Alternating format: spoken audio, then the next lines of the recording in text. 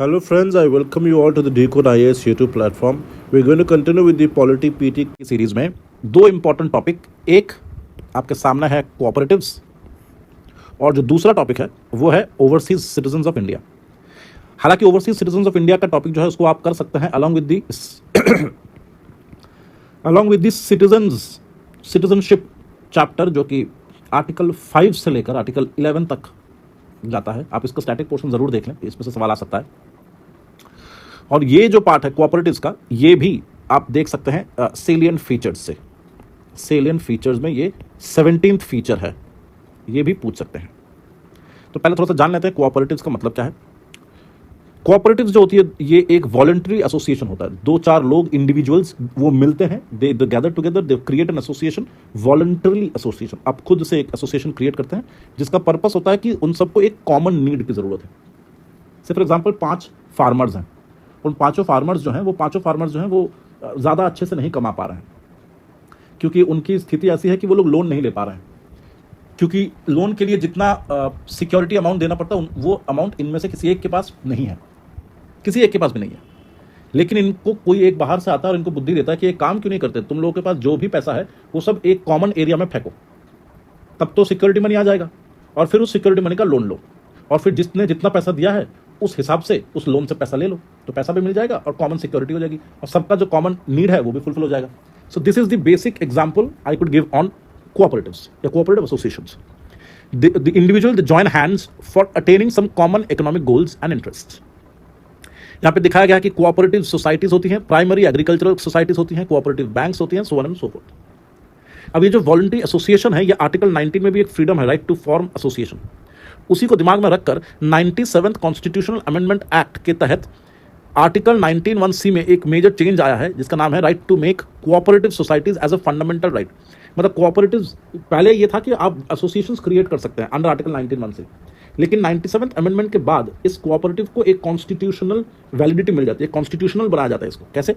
इसको कॉन्स्टिट्यूशनल बनाने के लिए there has been an insertion in article 19(1)(c) में ये कोऑपरेटिव सोसाइटी वाला टर्म ऐड किया गया है।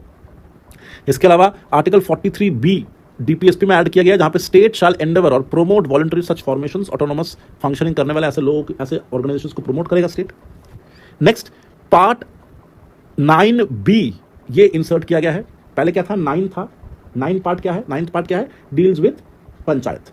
9A deals with urban local bodies. Now 9B ये ऐड हुआ है, it deals with the incorporation of the members in A voluntary association और कोऑपरेटिव्स। ठीक है। अच्छा, अब 9B के अंदर एक और आर्टिकल, ग्रुप ऑफ आर्टिकल्स भी ऐड हुए हैं, विच इज 243Z(H) से लेकर 243Z(T) तक। इसके अंदर वो सारे प्रिंसिपल्स है, वो सारे आइटम्स है और सारे टॉपिक्स है जिसके ऊपर कोऑपरेटिव जो है वो फंक्शन करेगी, जैसे अभी हम लोगों ने देखा था पंचायत के लिए। अब इंडिया में सर फ्रेडरिक निकोलसन एक हैं, who is known as the father of the cooperative movement in India. ये एक एमसीक्यू बन सकता है। सर फ्रेडरिक निकोलसन जो है उन्होंने स्टडी किया है the problems of farmers in Madras, particularly during the famine, and उन्होंने एक रिपोर्ट पब्लिश करी 1895 में। उसमें कहा गया कि अगर उस समय establishment of cooperatives agricultural credit societies बना दी गई होती, अगर उस समय कोऑपरेटिव्स बैंक बना दिए गए होते तो बड़ा अच्छा रहता। एक्चुअली में उसके बाद से बना भी। ठीक। अब न्यूज़ में क्यों है ये न्यूज़ में इसलिए है क्योंकि recently ministry of cooperation has been created by the central government. पहले देखिए ये सिर्फ कॉन्स्टिट्यूशनल नहीं थी, कॉन्स्टिट्यूशनल बनाने के बाद कोऑपरेटिव्स के नाम पे एक सेपरेट मिनिस्ट्री बनाई गई है by the central government. This is the only news that you need to know. ठीक है, इस पे सवाल बन सकता है। अच्छा, अब अगर यहाँ पे ये जो आप पोर्शन देख रहे हैं डू यू नो में या डिड यू नो में, यहाँ से एमसीक्यू बन सकता है। कोऑपरेटिव मूवमेंट पहली बार 1844 ब्रिटेन में हुआ था, जहाँ पे 28 वीवर्स ने ये स्टार्ट किया था। ठीक है। अब ये गवर्नेंस में किस तरीके से काम करता है, जैसे मान लीजिए cooperatives fall in the state list, तो कोऑपरेटिव को क्रिएट करना स्टेट लिस्ट का पार्ट है। ठीक है। फॉर्मिंग कोऑपरेटिव फंडामेंटल राइट कहाँ दिया गया? 97th कॉन्स्टिट्यूशनल अमेंडमेंट 2011 में। अच्छा, प्रमोशन ऑफ कोऑपरेटिव्स जो है, या अभी हम लोगों ने पढ़ा है 43B में, स्टेट की ऊपर ये जिम्मेदारी है कि वो प्रमोट करे ऐसे ऑर्गेनाइजेशंस को। और multi state cooperative society, 2-3 state का एक कोऑपरेटिव सोसाइटी, ये भी बन सकता है, प्रोवाइडेड उनको रजिस्टर कराना पड़ेगा मोर देन 1 टाइम। ठीक है, तो ये बहुत ही बेसिक चीज़ें हैं। अच्छा, अब एक और जगह पे रिलेटेड न्यूज के पोर्शन में एक चीज दिया गया है कि हाल फिलहाल में सुप्रीम कोर्ट ने अनल कर दिया है, अनल the part of 97th amendment and part 9B of the constitution. अनल्ड part मतलब 97th amendment was passed by the parliament without getting them ratified by the state legislatures, which was required by the constitution. The court declared 9B of the constitution inoperative only so far it concerns the multi-state cooperative society both within the various states and the union territory. मतलब क्या हुआ? मतलब यह है कि जिस तरीके से 97th amendment के थ्रू से जिस तरीके से 97th अमेंडमेंट के थ्रू से कोऑपरेटिव सोसाइटीज बनाई गई थी, अब कोऑपरेटिव सोसाइटी का मतलब क्या है? सेंटर स्टेट का रिलेशन हो सकता है, स्टेट के अंदर बहुत सारे रिलेशन, तो अगर मल्टीपल स्टेट के बीच में मल्टीपल कोऑपरेटिव्स बन रहे हैं, मल्टी स्टेट कोऑपरेटिव्स बन रहे हैं, तो इट्स अ फेडरल इशू। और फेडरल इश्यूज में नॉर्मली क्या होता है, हम सबको पता है कि ऐसे केसेस में 97th अमेंडमेंट को पास करवाने के लिए स्टेट का रैटिफिकेशन जरूरी था, लेकिन इस 97th अमेंडमेंट एक्ट को पास कर दिया गया without getting the states ratification. और ये जो चीज़ है ये कॉन्स्टिट्यूशन के खिलाफ है, क्योंकि कॉन्स्टिट्यूशन कहता है कि जब भी कोई फेडरल नेचर का चीज़ आएंगे तो आपको half of the state ratification चाहिए। एंड देयरफॉर सुप्रीम कोर्ट ने 97th अमेंडमेंट को एनल कर दिया, खारिज कर दिया गया है। लेकिन तब तक ये खारिज रहेगा जब तक कोऑपरेटिव जो है वो मल्टी स्टेट कोऑपरेटिव्स हैं, तब तक। सिंगल यूनिट कोऑपरेटिव्स के लिए कोई मनाही नहीं है, लेकिन मल्टी स्टेट जहां पे फेडरल वाला वो चीज आती है, अफेक्टेड होती है, वहां पे क्योंकि रैटिफिकेशन नहीं मिला अब तक, तो multi state cooperatives now is not valid. ठीक है, तो ये इस टॉपिक का सारांश था। आई होप आपको समझ में आ चुका है। ठीक है, नेक्स्ट जो चीज है वो है ओवरसीज सिटीजन ऑफ इंडिया, जिसको हम लोग ओसीआई कहते हैं। ओसीआई के लिए एक प्लान है, ओसीआई जो है प्लान कर रहे हैं एक चैलेंज करना। क्या चैलेंज करना चाहते हैं OCI? OCI wants to challenge us home ministry का नोटिफिकेशन। तो होम मिनिस्ट्री ने एक नोटिफिकेशन जारी किया है जिसको चैलेंज करना चाहती है ओसीआई के लोग। ओसीआई क्यों चैलेंज करना चाहते हैं? बिकॉज उस नोटिफिकेशन में ये कहा गया है कि जो प्रोफेशनल हैं, ओसीआई जो लोग प्रोफेशनल है, फॉर एग्जाम्पल जो लोग जर्नलिस्ट हैं, रिसर्चर्स हैं, उनको अपने एक्टिविटीज को बताना पड़ेगा भारत में। जो भी वो एक्टिविटीज इंडिया में कर रहे हैं वो उनको नोटिफाई करना पड़ेगा। ठीक है, अब थोड़ा सा समझते हैं कि इश्यूज क्या है नोटिफिकेशन के साथ। सबसे पहली, it equates Indian domiciled OCI with the foreigners. जो फॉरेनर्स आते हैं उनको भी जिस तरीके से सरकार को बताना पड़ता है कि हम यहाँ पे ये चीजें फला कर रहे हैं, उसी तरीके से ओसीआईज को भी बताना पड़ेगा अगर वो डोमिसाइल्ड है भारत में। तो कोई डिफरेंस ही नहीं क्रिएट कर रहे हैं। एक तो ओरिजिन है ना, इंडियन ओरिजिन है, उसके साथ फॉरेनर को कोई डिफरेंशिएट नहीं कर रहा, विच इज नॉट गुड। दूसरी चीज, एग्जॉर्बिटेंट हाई फीस लिया जा रहा है जो लोग एनआरआई कोटा के अंदर हैं। इनफैक्ट एनआरआई कोटा के लोग भी उसको अफोर्ड नहीं कर पा रहे। India domiciled OCI students are deprived of domicile status both in India as well as the country they are having the citizenship right now. तो मतलब ये OCI जो है वो इसीलिए इस नोटिफिकेशन के खिलाफ है क्योंकि वो ना घर के रहे ना घाट के रहे। अब जान लेते हैं कि ये एनआरआई कौन होते हैं।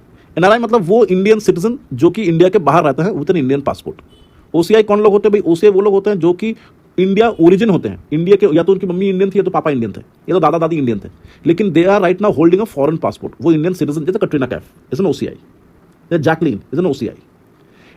इनके पूर्वज कभी ना कभी जो है वो भारत के ओरिजिन के थे, लेकिन right now one is a Canadian, sorry Sri Lanka की सिटीजन है शायद, और दूसरा शायद ब्रिटेन के सिटीजन है। सो ओसीआई पीपल क्या होल्ड करते हैं? They hold the OCI card. ठीक है, अब बेनिफिट क्या क्या मिलता है एनआरआईज को? All benefits are available to the Indian citizen subject to, जो भी इंडियन सिटीजन को मिलता है वो सारे एनआरआईज को मिलता है, subject to the notification issued by the government from time to time. जब सरकार कहेगी कि नहीं ये पर्टिकुलर चीज एनआरआई को नहीं मिलना है, जब सरकार चेंजेस करेगी उस हिसाब से चेंजेस होंगी। लेकिन नॉर्मल कोर्स में एनआरआई और इंडियंस के बीच में कोई भेदभाव नहीं है। हालांकि ओसीआई के साथ है, जैसे multiple entry life long visa. ठीक है, आपको अगर इंडिया में आते रहना है तो आपको ये वीजा लेना पड़ेगा, मल्टीपल एंट्री वाला, जिसमें आप लाइफ लॉन्ग यातायात कर सके भारत के अंदर से बाहर। आपको एग्जाम्पशन मिलेगा, बारी बारी आपको रजिस्ट्रेशन नहीं करना है, जितना भी दिन आप रहें। नॉर्मली क्या होता है 182 डेज के बाद आपको बताना पड़ता है कि मेरा समय खत्म हो गया, मैं वांट टू एक्सटेंड। लेकिन ओसीआई को ये नहीं बताना पड़ेगा, एनी लेंथ ऑफ टाइम के लिए इंडिया में रह सकते हैं, उनको ये रजिस्ट्रेशन कराने की जरूरत नहीं है, which is a good thing. किस किस जगह में सिटीजन एनआरआईज के साथ सिमिलैरिटीज है? Number 1, financial, economic and educational field में इक्वालिटी है with the NRIs except acquisition of agricultural land. मतलब यहाँ पे वो घर नहीं खरीद सकते, यहाँ पे मतलब घर इन द सेंस यहाँ पे वो लैंड एक्वायर नहीं कर सकते जो कि एग्रीकल्चरल लैंड है। ये लोग यहाँ पे प्लांटेशन प्रॉपर्टी नहीं ले सकते ओसीआई लोग, और ओसीआई लोग यहाँ पे फार्म हाउस भी नहीं ले सकते, लेकिन ये तीनों चीजें एनआरआई ले सकता है। यानी कि कटरीना कैफ या जैकलीन जो है वो किसी भी तरीके से भारत में फार्म हाउस नहीं खरीद सकते, किसी भी तरीके से कोई टी एस्टेट नहीं खरीद सकते, कोई एग्रीकल्चरल फील्ड नहीं खरीद सकते। ठीक है, हाँ, लेकिन अगर उनके पूर्वजों का है, क्योंकि ओसीआई है, तो वो they can inherit some agricultural और प्लांटेशन प्रॉपर्टी, इनहेरिट कर सकता है, खरीद नहीं सकता। ठीक है, अच्छा, इंटर कंट्री अडॉप्शन वो लोग कर सकते हैं। ठीक है, उनके साथ इंडियन सिटीजन्स की सिमिलरिटी कब है? अगर वो एयर ट्रैफिक में है, एयर टैरिफ्स में, सॉरी एयर टैरिफ्स मतलब पैसे जो प्लेन की टिकटें होती है, डोमेस्टिक ट्रैवल या एंट्री फीस, ये सब इंडियन नेशनल्स की तरह ही उनको देना पड़ता है। ठीक है, अच्छा, अब कैसे आप, how can one acquire Indian citizenship? A person जो एनआरआई है उसको इंडियन सिटीजनशिप लेने की जरूरत नहीं है क्योंकि वो ऑलरेडी इंडियन सिटीजन है। लेकिन ओसीआई को इंडियन सिटीजनशिप लेने के लिए क्या करना पड़ेगा? As per the citizenship act 1955, a person who is registered as OCI for 5 years, 5 साल से ओसीआई में रजिस्टर्ड है, who is ordinarily resident in India for 12 months before the application, he or she will be eligible for registration.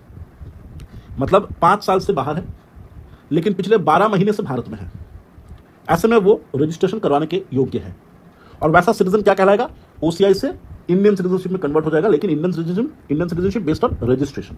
ठीक है, तो I hope ये clear हो चुका है। एग्जाम में अगर पूछेगा तो ओसीआई से रिलेटेड कुछ चीजें पूछ सकता है, ओसीआई से रिलेटेड इंपॉर्टेंट है इससे पूछ सकता है, या तो डायरेक्टली पूछेगा नोटिफिकेशन के इश्यूज से।